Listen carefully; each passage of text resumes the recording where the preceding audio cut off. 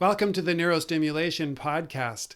I'm Michael Passmore, Clinical Associate Professor in the Department of Psychiatry at the University of British Columbia in Vancouver, Canada. The Neurostimulation Podcast is all about exploring the fascinating world of neuroscience, clinical neurostimulation, how these techniques work, the latest research breakthroughs, and how that research is being translated into treatments that can improve health and well-being. This podcast is separate from my clinical and academic roles and is part of my personal effort to bring neuroscience education to the general public free of charge. I'd like to emphasize that the information shared in the podcast is for educational purposes and is not intended as medical advice or a substitute for professional medical guidance. This episode is presented by ZipStim Neurostimulation. ZipStim is the neurostimulation clinic that I operate. For more information about our programs, please visit us at zipstim.com. That's zipstim.com. Today, I'm really looking forward to a discussion with Dr. Rebecca Jackson. Dr. Jackson is a leading expert in brain function, development, and mental well-being. Dr. Jackson is a neuroscientist, a passionate advocate for making brain science fun and accessible. She has published research on improving attention, cognition, and well-being across all ages. She's helped countless families through her work with Brain Balance, which is designed to improve focus, behavior, and learning in children and adults. She's also the author of Back on Track, a practical guide to help kids of all ages thrive, which is an essential resource for parents, educators, and anyone who's looking to better understand brain development and how to support kids in reaching their full potential. Today, we're going to talk about everything from how to optimize brain function daily to the overlap between things like ADHD symptoms, emotional issues, and optimizing mental health and wellness, all the way through to topics like how can we better support children's development at home and at school from a very early age. It's going to be a really great conversation, and I'm really glad that you're interested, so please stay tuned.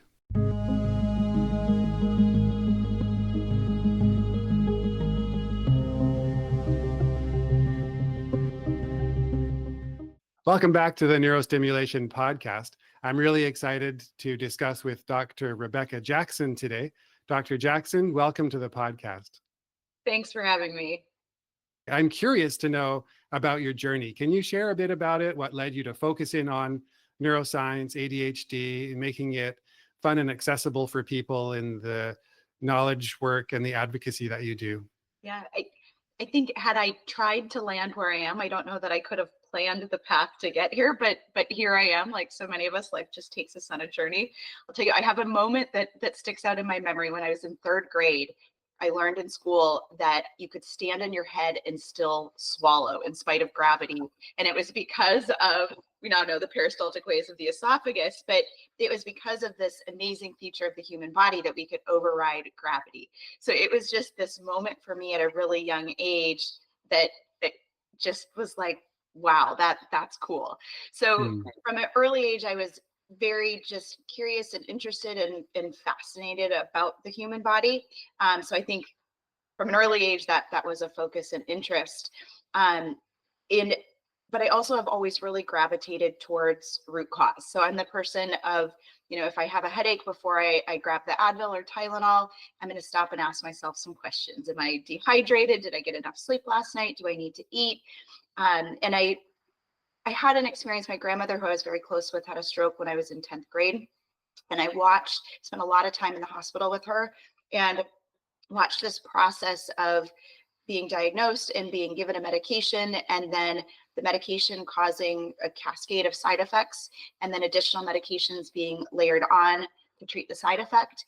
And it just became this pile-on effect. And, as a 16-year-old, not knowing what could be done different and not understanding everything, but I just remember being really frustrated by the process. So I think I've always really gravitated towards what can I do in a more holistic, natural sense. There's a time and place for all approaches. But I tend to gravitate towards a holistic approach first. Mhm. So that led me in my journey. I started my professional career as a chiropractor. So I was a chiropractor in private practice for a decade, and then sold my practice when my husband's job moved us across the country. And at that time, I was a new mom. And so I was really interested in what could I do for my kids to optimize their development. And Yeah. the things I was coming across in daily life as a young parent wasn't enough. So it was great to sing songs and play patty cake and do a sand table and play with bubbles, but I wanted the why behind it. And so I Mm. found myself back in school. I'm a lifelong learner. And so really digging into the neurology of development. So what happens in the brain that allows us to build and develop skills and abilities, what happens when these things aren't developing on track, and what can we do to Mhm. get things back on track. So that was, my interest and passion, and the personal element of what can I do for my kids is really what drove me to where I am here today. Wow, that's super interesting. I love that story about, how the intellectual curiosity and the fascination with how the body works started at a young age. I can definitely resonate, and it's so great to recognize that and look back and see how you're able to follow that thread. Well, and it's interesting. We were talking earlier of the ages of our kids. My kids are now 15 and 17. So I really started this segment of my journey, 17 years ago. But now what I'm seeing in my life is as my kids are getting older, that means my husband and I are also getting older, and our parents are getting older. And so my fascination and interest has really continued to evolve into then understanding adult cognition and aging. What can Mm. we do as adults to maximize how we feel and function? And then how can I help and guide my parents? And what can I do today for myself and my husband so that we get to continue to live a healthy, active life? I want my brain span and my lifespan to be aligned, Yeah. so that, I don't want my body to outlive my brain. Definitely, 100%. No, I mean, and having a long-term outlook like that is really important because it strikes me. I mean, for sure, I 100% agree with you. And most of my practice is with seniors, and it's extremely important. And I think setting the stage for lifelong cognitive health in kids and young adults is very important for cognitive optimization throughout the lifespan, for sure. I'm curious then, along those lines, what would you say could be some simple research-based strategies that people could consider starting to implement into their daily routine in order to improve things like mood and cognitive function? Yeah. My first question would be, what age Hmm. want me to Yeah, speak on that? And even if the answer is the same, depending on the ages, what's good for our brain at 10 is good for our brain at 80. But sometimes that focus shifts a little bit. yeah, for sure. Well, start maybe with the age span that your expertise is aligned with, and where you see, I guess, on the younger side would be really interesting to hear about in terms of problems like ADHD, and especially these days with all the distractions that are inherent in life with social media and screens. It's a huge challenge. I know personally as a parent, it's been a huge challenge. So yeah, it's pretty wide open, but whatever age group, you feel like you'd like to speak to. Okay. Yeah, let's start with kids. And I think, I love that we're having conversations about brain health. This was not a topic that was talked about much a decade ago. So I Mm. love that we're talking about it, and we're talking about it not just in an aging scenario, because our brain health, which is just simply the state of your brain, it affects our mental health. It affects our ability to learn and interact with others. It affects our mood and our emotions. And one of the things that I think we're not talking about enough in optimizing brain health in kids is the role that development plays in that. So if I have a 10-year-old that has aspects of development that are immature, then when we look at that arc of development for that 10-year-old, there's going to be or can be a lag in the development of some of their executive functions. So their Mm. ability to plan and organize their time so that they can complete an assignment and remember to turn it in on time. So they can, juggle work and school and sports all at the same time. And to me, we really want to optimize things on the development side of things, because our child development is what sets us up for success as adults. We are Yeah. not born with the skills and abilities we need to thrive in work. That happens through development, challenge, use, and practice. And then as we age, there's a decline. So I want to make sure for everyone whose lives I get the opportunity to touch and work with, that we're going to optimize development as much as possible so that you're living at your optimal for as long as possible. So then when there's a decline, and there's a lot of different things that are detriments to brain health, stress, illness, pathology, all of our lives are going to face those challenges, and our cognitive abilities are really fragile. If we're tired, if we're stressed, it chips away at our cognitive abilities in those moments. But I really want to bring to the conversation the importance of optimizing and maximizing development in childhood so that we set that individual up to get the most out of their skills and abilities as an adult and then in aging. Absolutely. Yeah. 100%. What would be some points with respect to childhood development that you think are key in that regard? Yeah, multisensory stimulation to me is such an important piece. We learn through our senses and we interact with our environment through our senses. You and I in this conversation, we're watching each other through the computer, but we're making eye contact and reading body language. We're listening to what the other one is saying. We're blocking out distractions. You know, there's the light, there's sound. We're processing a lot of sensory information in order to interact. If there's a disruption or delay in any one of the senses, it can completely change the experience of this conversation. So to me, with kids, it's so important to make sure that each individual sense is developing, but that we're getting the maturation and the integration of those senses. I need all of those sensory pieces to work together to fill in the gaps to follow along with the conversation. So if I could watch you visually, but I wasn't catching everything that you're saying, if I'm sitting in a classroom, then that maybe is the student that knows that homework's due tomorrow and knows that it's math, but I forget the steps that I need to do in order to do it. And so it's making sure that we're getting multisensory stimulation and that those senses are all working and integrating together. And then I love the power of how physical drives cognitive. And we see that in early development. When we look at the order of how things develop in an infant, you know, we start with core muscles where an infant's learning to lift their head up and you know, as they're starting to take in more information, and then they start to coordinate their limbs to move, and then movements become more complex. That helps to drive the maturation of more complex thoughts and processes in the brain. And so I love that we get to drive and optimize cognition, our ability to learn and remember information and organize thoughts by learning to do more complex things with our body. So it can be fun, it can be physical things that, you know, play is so important in kids. So that ability to really work on increasing complexity and timing and coordination of body movements and how that supports cognition. And we see that in aging populations. We know it's so important for aging that we maintain balance, that we maintain physical activity. And we know that when there's a decline in any one of those things, there's going to be an impact on cognition. And so it's applying some of that same knowledge and some of those same concepts to development of the things that we need to do to maintain cognition in aging actually helps to drive and enhance cognition in development. Yeah, no, thanks for explaining that. It makes perfect sense. And it strikes me that a lot of what I guess historically or traditionally would have been would have served that goal in a more of an organic sense, just in terms of play, you know, rough and tumble play or informal play, call it informal.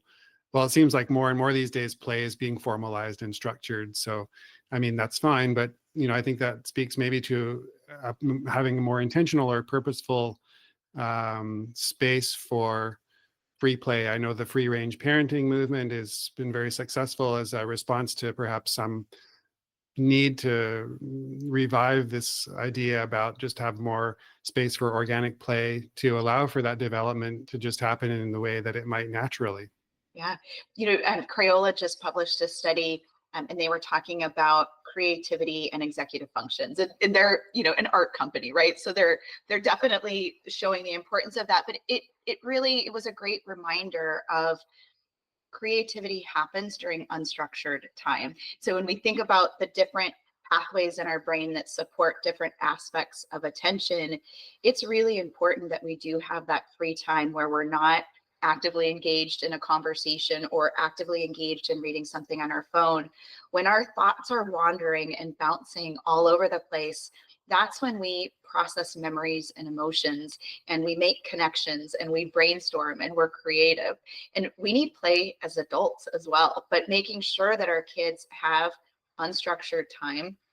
Great things come from boredom. You have to push past and push through boredom. I know every parent never wants to hear I'm bored, but we all need that downtime, because creativity happens then. And creativity, when you have a child that comes up with an idea and then they create it, that starts to build on their executive functions and their knowledge of, I did this, I can do interesting things, I can come up with a problem and then solve create a solution for it. So that study from Crayola was just a really interesting example of the importance of creativity in fostering executive functions and problem solving and confidence in kids. Yeah, that's really interesting. I mean, I think that it is something that's a hard lesson for parents these days, because of the push that somehow creates this tendency to want a helicopter parent or snowplow parent.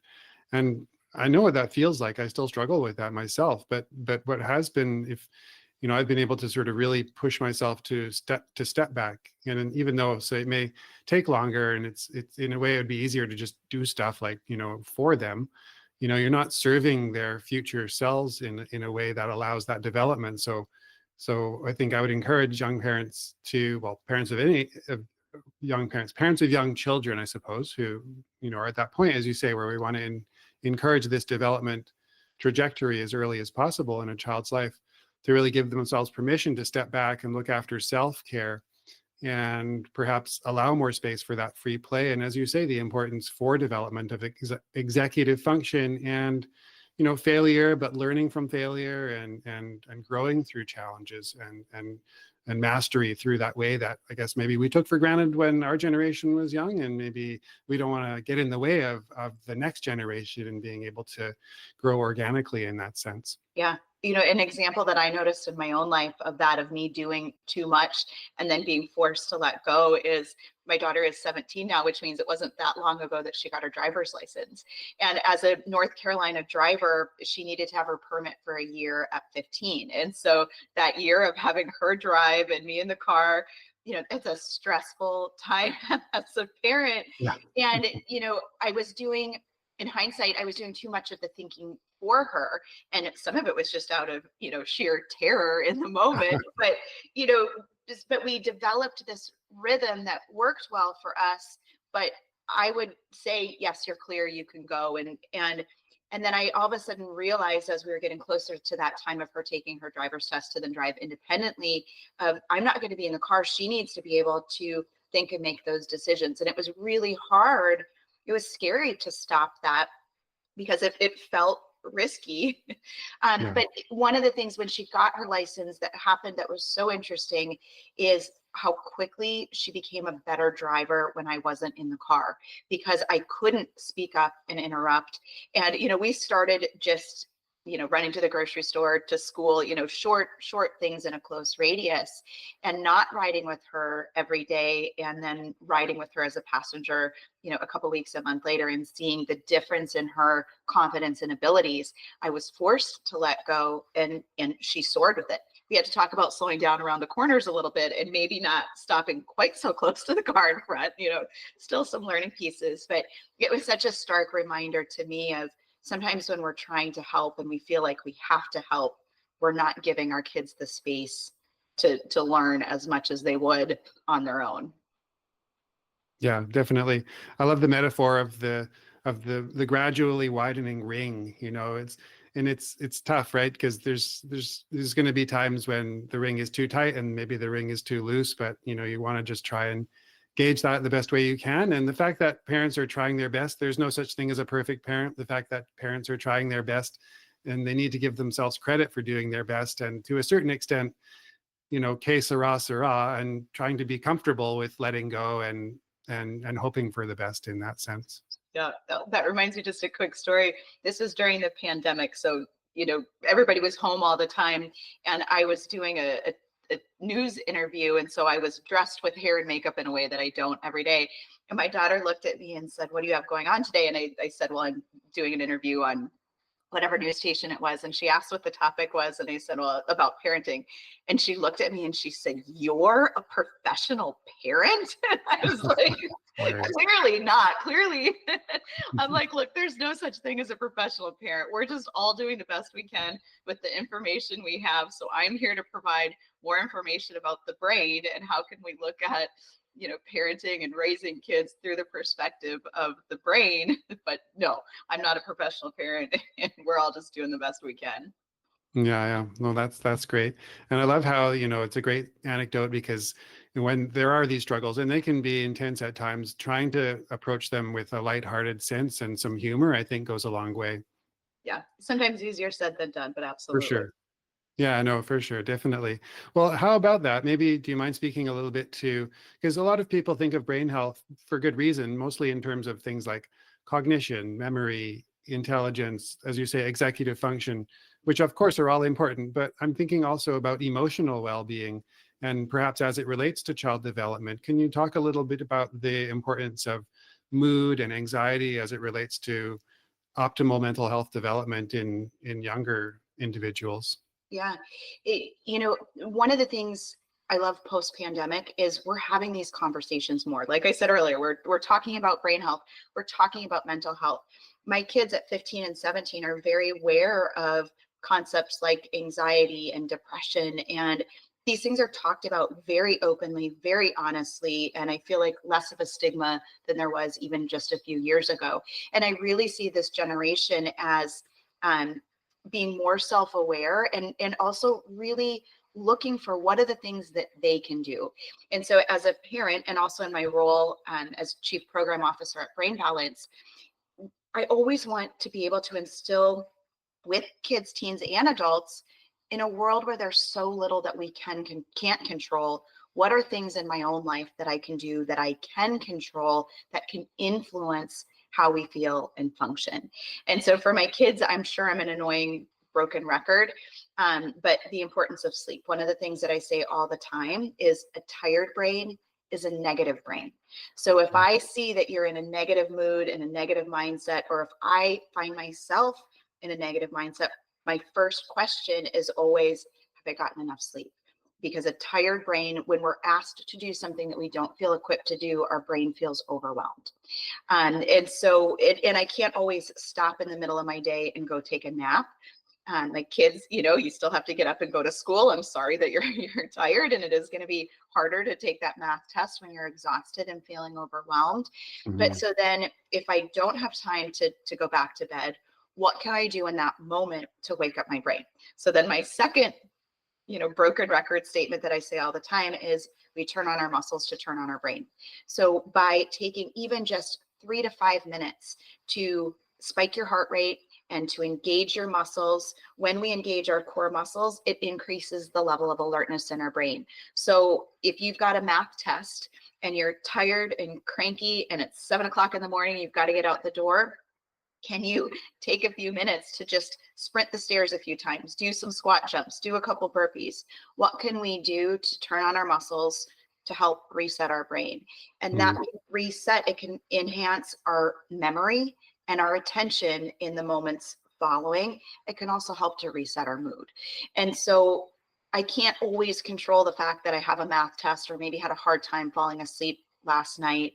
But in this moment, I can choose to do a little bit of physical activity that can help me.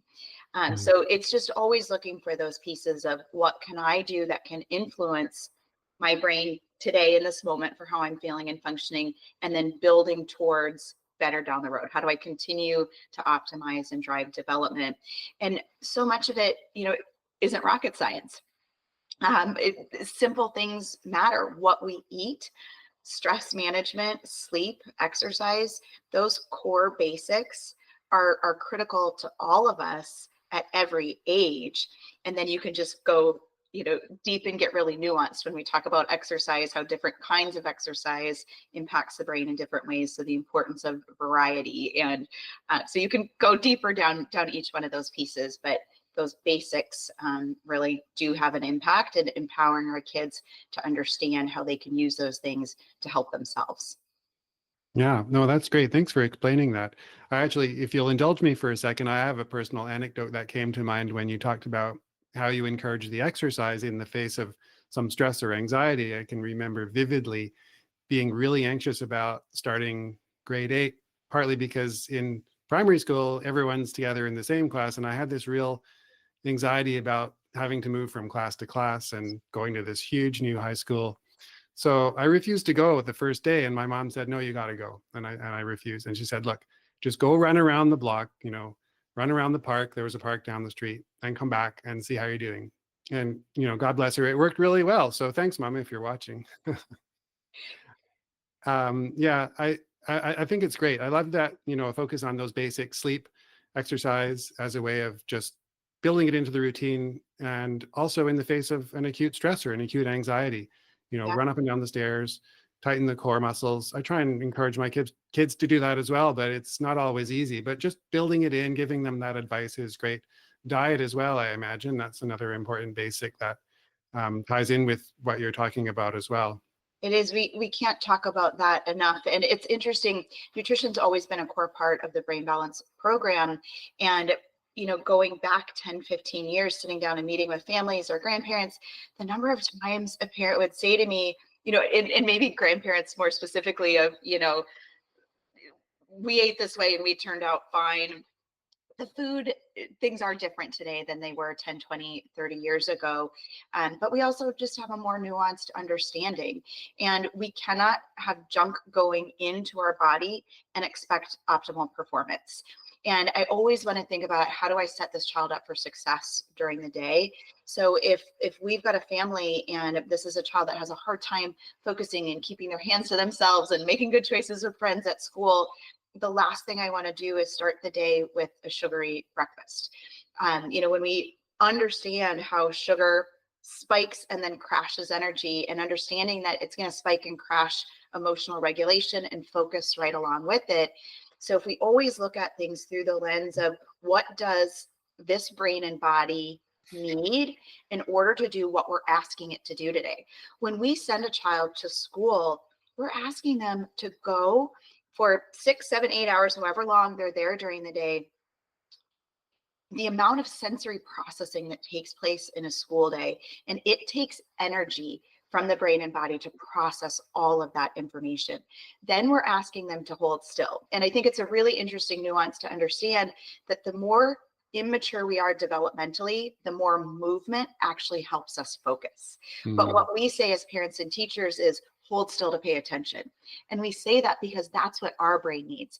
As we mature and develop, our brain is so incredibly intelligent that it's going to conserve resources so that I can do the same thing longer, and it's going to protect our higher level functions as much as it can. So we learn how to hold still and how to block things out.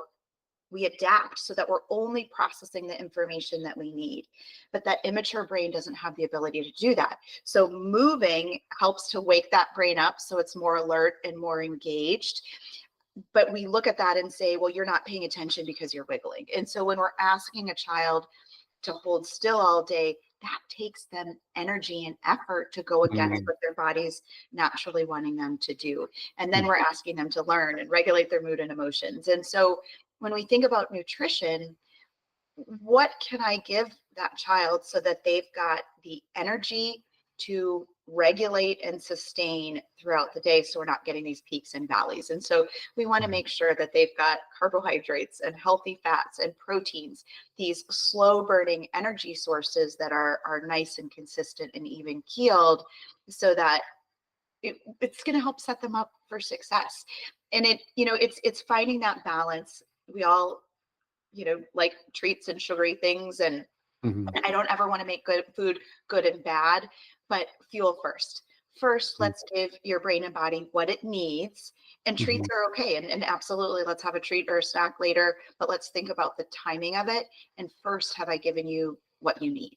And then if you want, a sweet treat or something that's not as healthy after, that's okay. But I don't want to start with the junk and now you're full and I haven't given you what you need to set you up for success. And the example I always give is, if we're going out for dinner with family and maybe grandparents are in town and we're going to a nice restaurant and you want the kids to behave, one of the things that you don't want to do is say yes to the soda at dinner, because now we're going to load them with sugar and then you're going to ask them to hold still and behave. So save that for after dinner. Then you can have a treat and then you can go run around outside and burn off the sugar. So it doesn't mean no, it means think about the timing. And so think about the what and the when to achieve the goal. Yeah, for sure. Thank you for that. It makes perfect sense to have those parameters and to try to stick to them. It's really difficult, obviously, if not impossible, but for sure, or even to identify, things like soda as pretty much off limits, except for really special occasions or something like that, or the sugary breakfasts. I mean, in a way, regardless of, I'm in Canada, but I still kind of keep an eye on what's happening politically there. And regardless of, individuals' political persuasion, I think it's heartening to see at least some increasing discussion about things like maybe not having Fruit Loops in school breakfast programs, that type of thing, right? So with Casey and Callie Means advocating that way, again, don't have a dog in that fight, but I think it's just good that the conversation's happening. It's so important. And I love seeing more and more groups and organizations from so many levels, whether we're talking about the Texas Center for Brain Health or AARP. I mean, there's research groups and organizations and industry and government. Really, when we're looking at the big picture of the economy and brain health, a healthy brain benefits everyone. It benefits the GDP, it benefits, across the board, the productivity of a company. And so understanding if we want optimal health, nutrition is a key piece to that. And nutrition starts early and it starts young.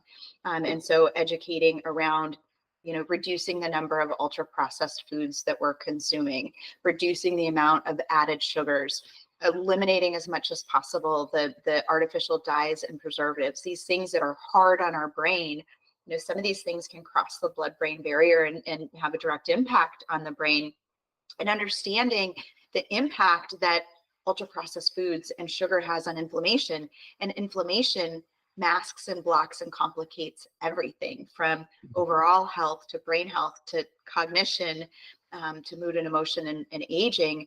I feel like, if it were a Jeopardy question, the answer of inflammation would come up over and over and over again, where inflammation is such a culprit to so many downstream complications. And so how do we minimize that? And when we talk about, aging and dementias and what are the modifiable lifestyle factors, we're having a better sense that processes are in place 20 to 30 years prior to symptoms.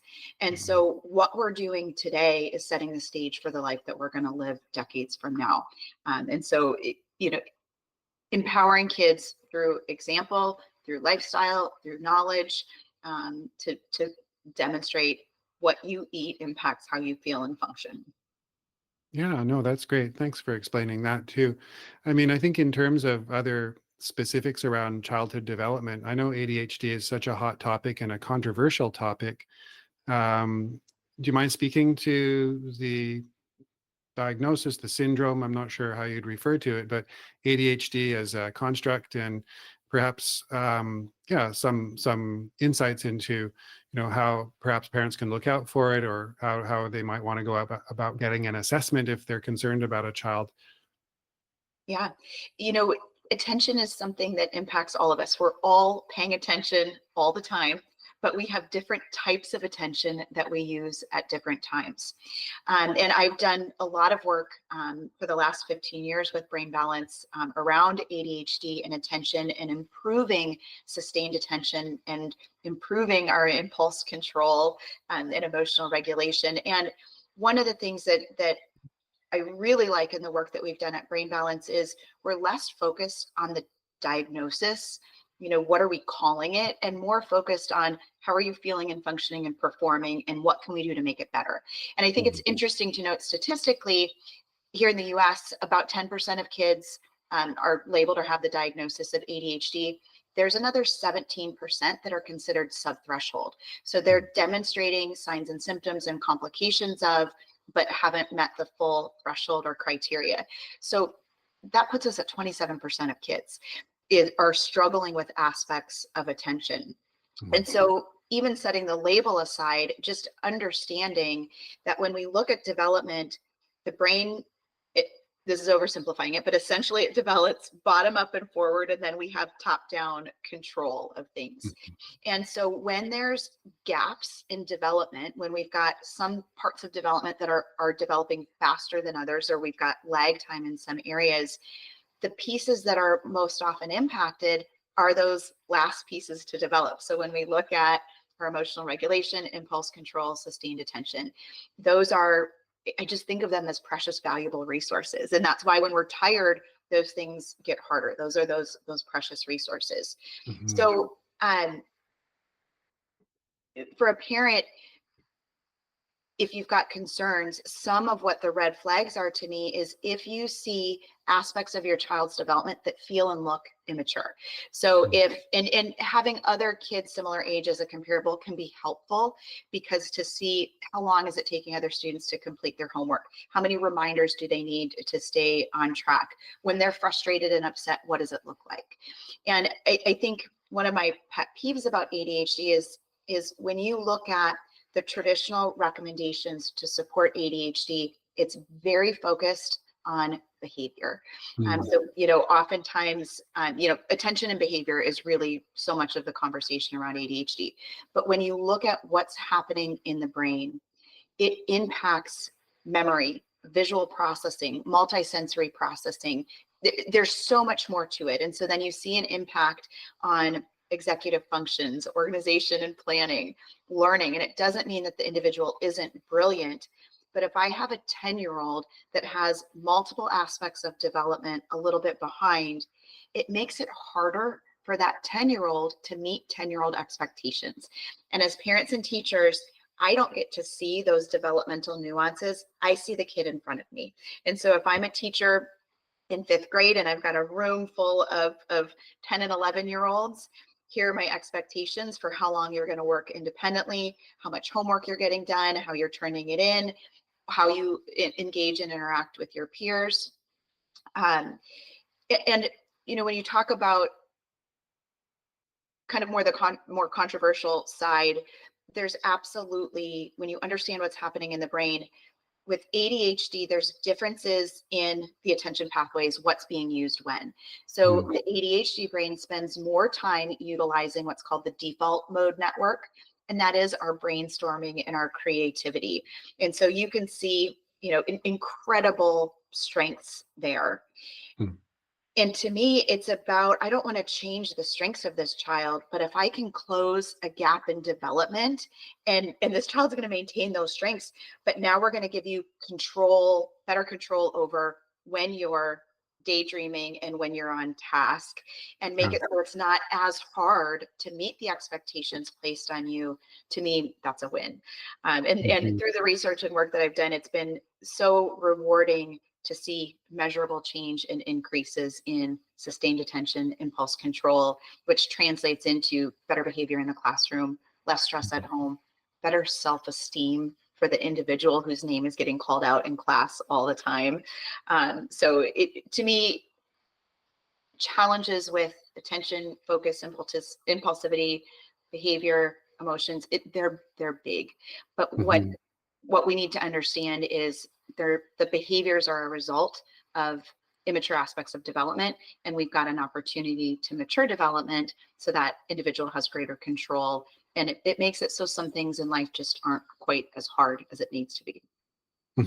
Yeah, that makes a lot of sense. I love the approach that isn't so focused on the diagnosis, and kind of, although I suppose I don't really want to get into the controversy of that whole chain of events of diagnosis and then medication and then blah, blah, blah. I think that's a separate discussion, but I think what you're explaining and how you and your team approach it, I really like that approach. I think it resonates with, in many ways, mental health later in life too, because the diagnostic classification system doesn't really jive well with seniors. And so we'll often just focus in on, as you're saying, target symptoms and optimizing function.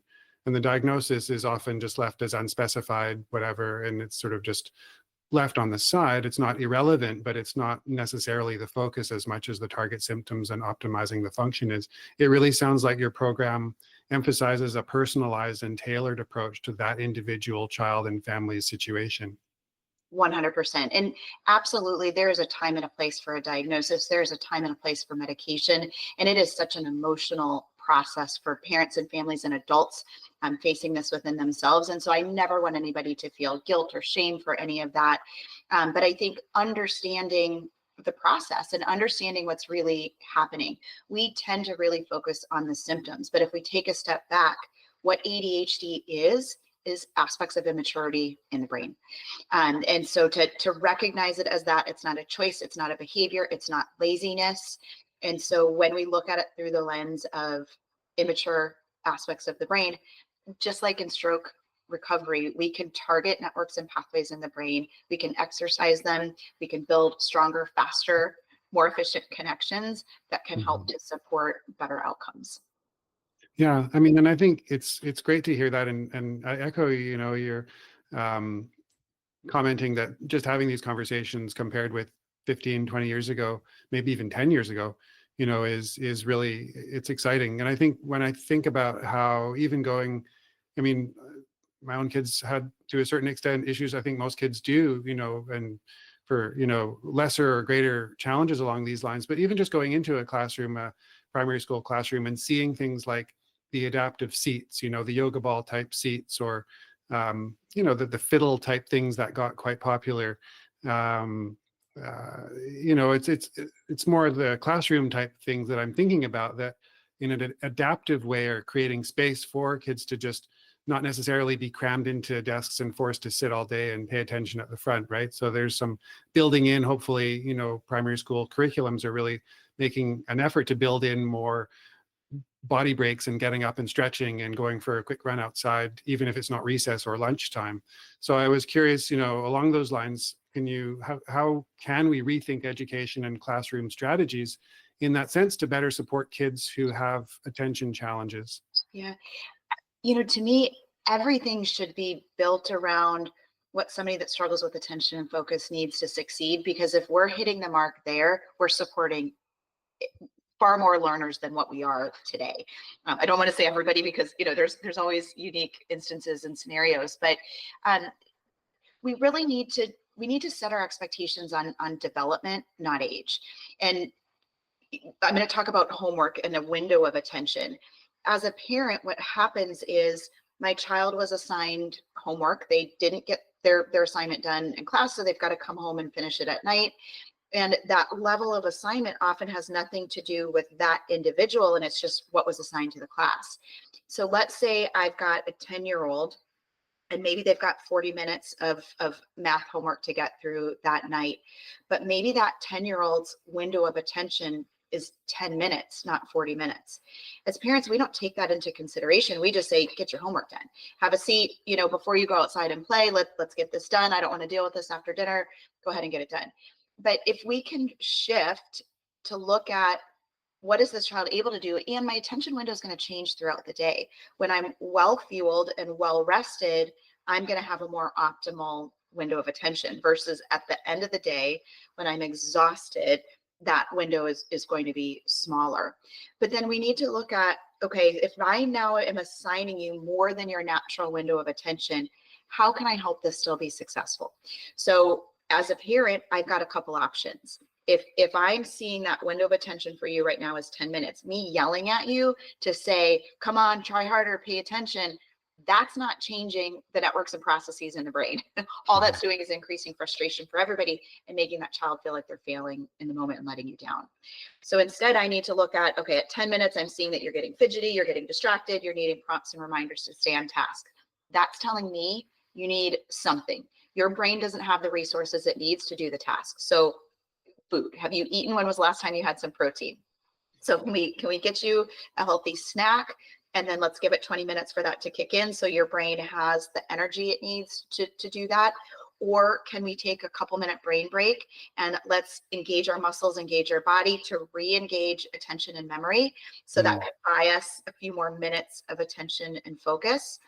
And if I'm not able to do those things, or I've got to push past anyway, or you could segment it, right? We could do 10 minutes, take a break, let's go eat dinner. We'll do another 10 minutes a little bit later. If we can't, if we need to knock it out because we've got to get out the door to something else, then I need to understand at that point, I need to be the scaffolding and support. I can't expect my child to do this independently when I've surpassed their window. And so I'm going to sit there with them, and, I still want them doing the work as much as possible, but I'm going to support to help maintain that engagement. So I think we need to look at the actual ability and the development of that child and set our expectations there. And then, again, I'm going to go back to what I've learned through our work at Brain Balance. We see every day the power of physical coordination, the power of multisensory stimulation, and the power of eye movements and what that does to help the brain. So my ideal school scenario would be a scenario where movement is just worked in constantly, and eye exercises to help with tracking. We assume that our eyes are doing what they're supposed to do, but eye movements are very complex. They also require coordination, accuracy of timing, efficiency, endurance. And if we have immaturity in our eye movements, when we're reading, our eyes are going to jump and skip on the page, and we're going to miss information, and our eyes are going to have to work harder to do the same thing, which is going to decrease comprehension, decrease attention, increase frustration.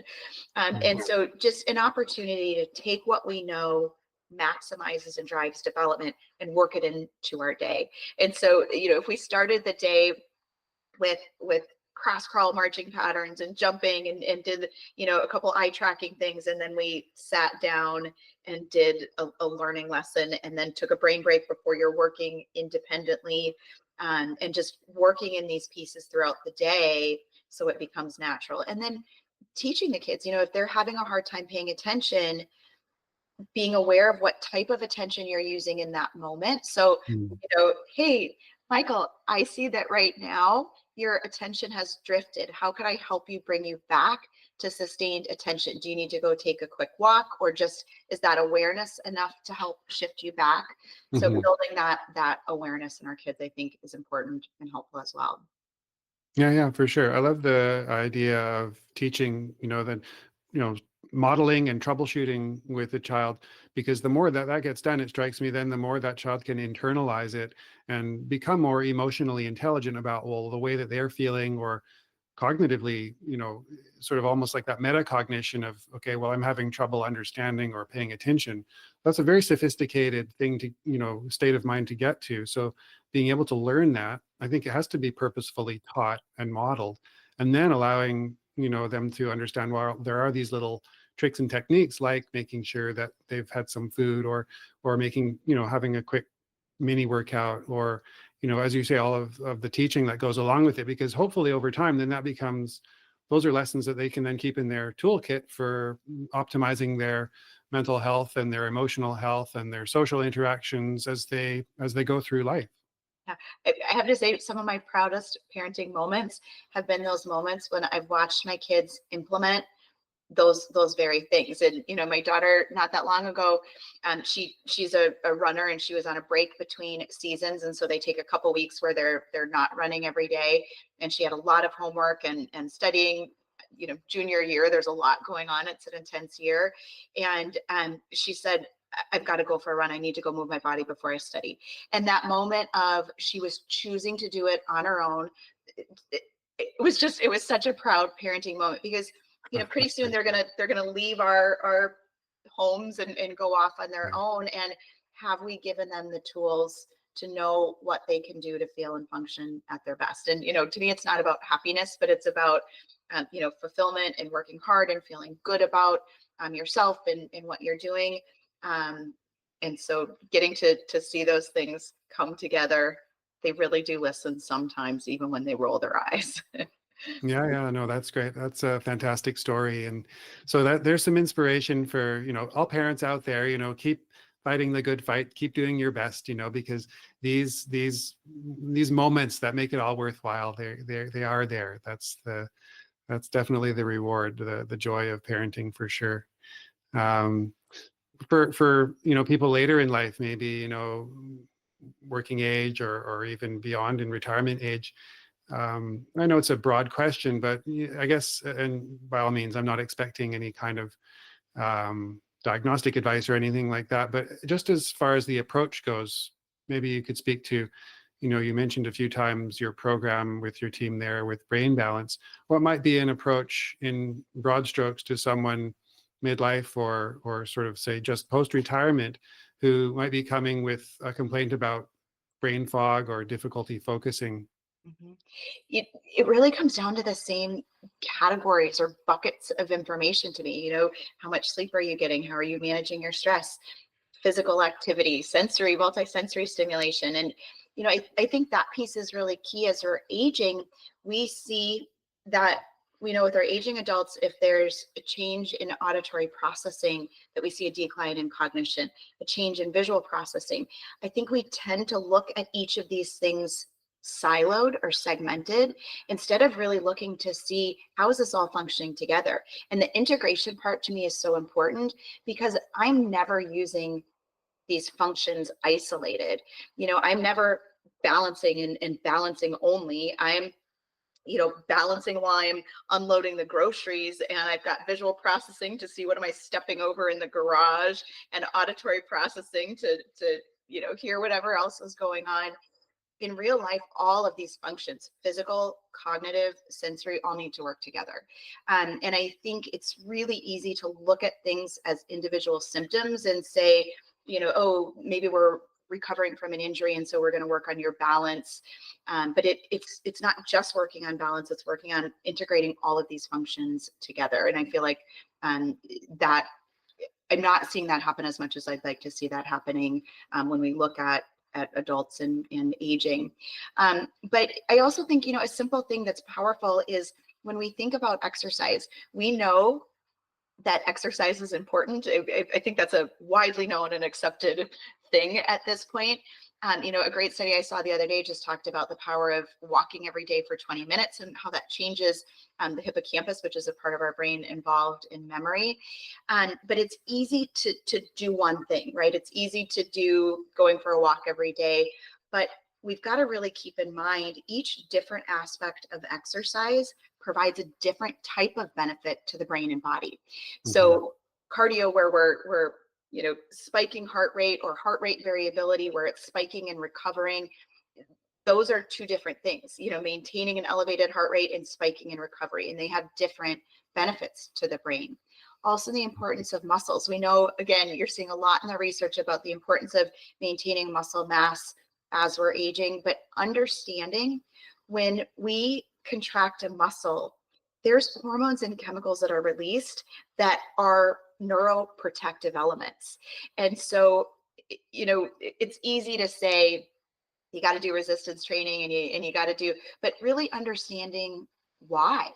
Mm-hmm. And understanding that, again, we talk about the concerns with inflammation and sugars and the impact on cognition, and understanding what our muscles do when we're contracting and utilizing muscles. That neuroprotective element also helps to minimize inflammation, and our muscles are also absorbers of insulin, so it helps to regulate the sugars in our bloodstream. And so to me, it's always about, don't just tell me what to do, tell me why to do it, and I'm more likely to do it. And so, when we think about somebody early in retirement, we know for that human interaction and relationship is important. We know mental stimulation is important. So, crossword puzzles and Sudoku are great, but I love the quote that says, you can't crossword puzzle yourself out of an unhealthy lifestyle.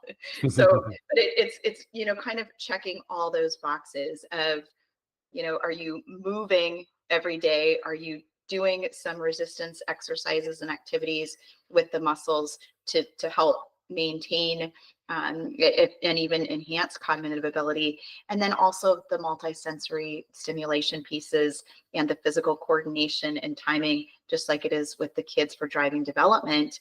It's when we're moving our body in a coordinated, controlled, complex fashion with timing, like swimming or horseback riding or playing pickleball. It's requiring lots of different networks and regions of the brain to light and fire and work together. And so really thinking about things globally and holistically and looking at the integration of things. That was a long-winded answer that went a little bit all over the place, but just things to No, think about. not at all. No, I think that was fantastic. And it is really, it's great to see, as you say, things like the pickleball revolution, the I can think, maybe 5 years ago, every time you drive around town, there were public tennis courts just empty and unused. And now it's full of people playing pickleball, which is fantastic. And yeah, I really appreciate your description of how important it is to help people understand the rationale behind lifestyle change recommendations, and also how it's important for people to not feel overwhelmed with suggestions for lifestyle changes, and for them to understand, as you say with that study about walking, that it doesn't have to be going out and running a marathon. It doesn't have to be having a vegan diet. It can be something as simple as, you say, making sure that you're just walking around the block, or making sure you're trying to go up and down one flight of stairs once a day. And diet wise, it's, as we said before, maybe try cutting out soda, and having it as that and the rest of your diet, and then gradually working towards healthy lifestyle changes. Yeah, and I think you're exactly right. And I think part of what you're getting at is it's not realistic to change everything all at once. It's not realistic to go from sedentary to running 3 times a week and weightlifting 4 times a week and eating a vegan diet. And it doesn't have to be. I, always look at what can I add to what I'm doing? What's one thing I can do tomorrow? So for me, I walk or run almost every day. It's really for my mental health more than anything. It helps me just process my day and get my head and energy, in place. But I'm not good about the resistance side of things. The muscle side of things, I don't enjoy lifting weights. And so, that's always a side of things for me to say, okay, can I spend just a couple minutes, a couple times this week doing something? What can I add? And I love just having that visual checklist of, okay, if these are the ideal lifestyle pieces, and they just came out with the 14 modifiable lifestyle risk factors that we can control. So if you have that list in front of you, and then you're just saying, what can I add today? Can I, maybe I'm not willing to give up my favorite junk food or my favorite snacks and treats, but can I add, fish into my diet twice this week? Can I add more in the way of leafy greens? Can I add a spinach salad or some spinach or kale to my smoothie in the morning? What's one small thing that I can add today that's going to contribute? And we don't need to do every single thing every day. We can look at it over a week. Over a week, can I work on increasing the amount of water that I drink? Over a week, can I work on getting in a little bit more of the leafy greens this week than I did last week? What's a little bit more than I can do today that's going to help me tomorrow?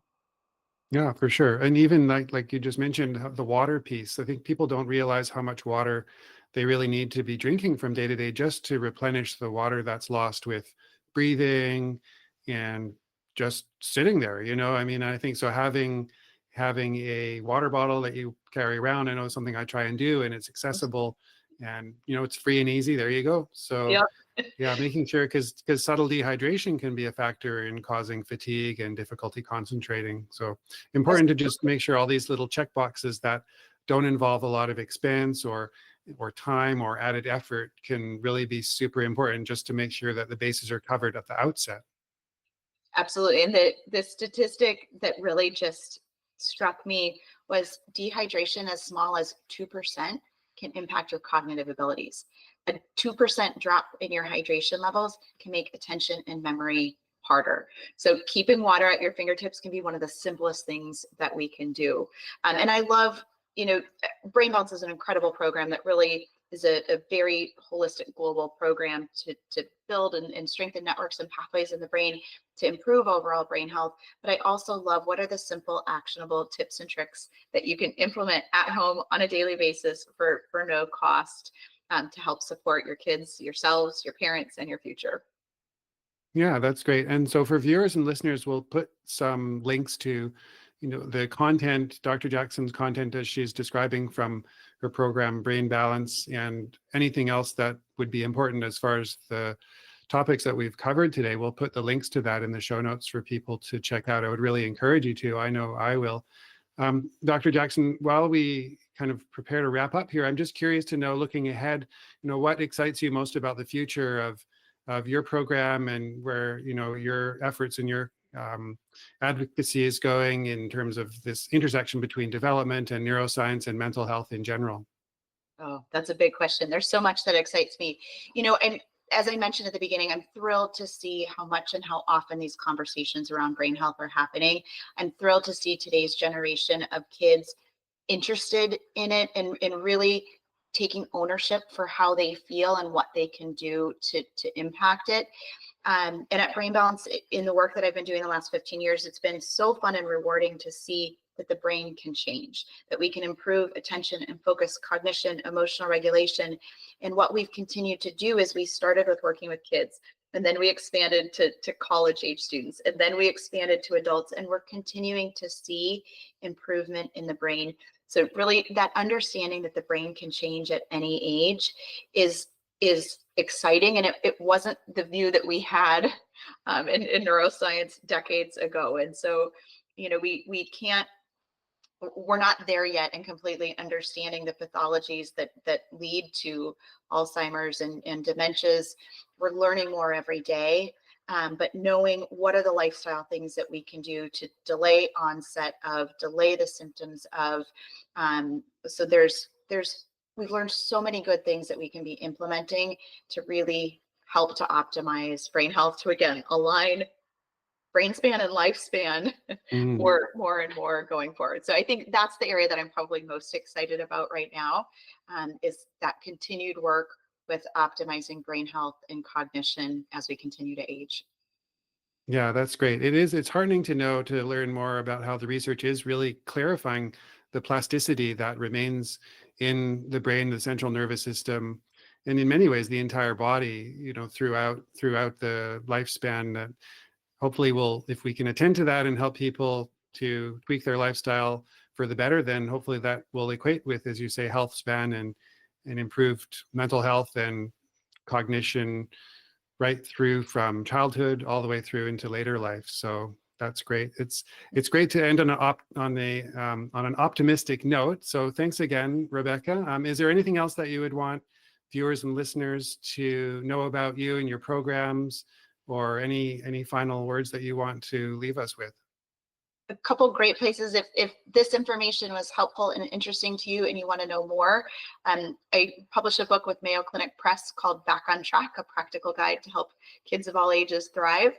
And really the impetus of the book came through the pandemic, of watching how, when we shifted how we functioned as a society, the immediate impact it had on our kids and development.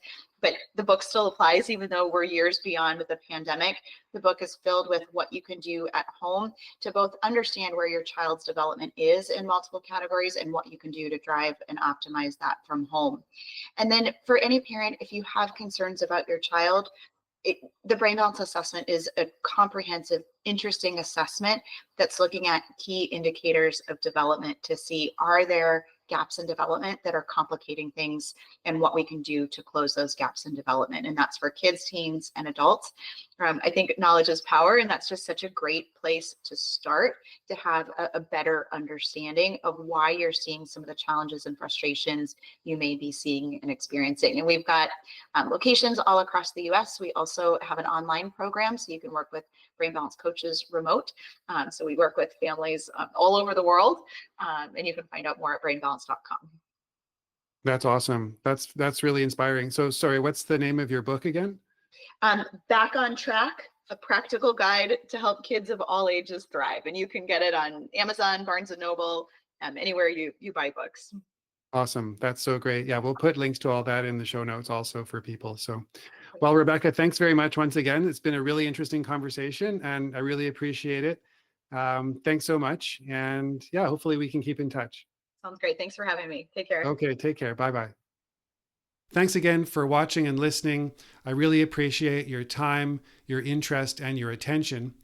If you appreciated today's episode, please do like and subscribe.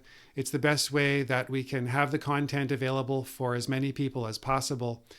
If you think that a friend or a family member or a colleague, anyone that you know, if you think that someone else might also benefit from this content and appreciate what we discussed in today's episode, please do share the episode with them and encourage them to like and subscribe also. If you have any questions or comments that you would like us to answer, please indicate those in the comment section below. Please also do check out Dr. Jackson's content with the links in the show notes. It's a great way to avail yourself of her wisdom and all of the information that's available in her programs and in her book. So in the meantime, thanks again for watching and listening, and we'll see you next time on the Neurostimulation Podcast. Take care, be well, and stay curious.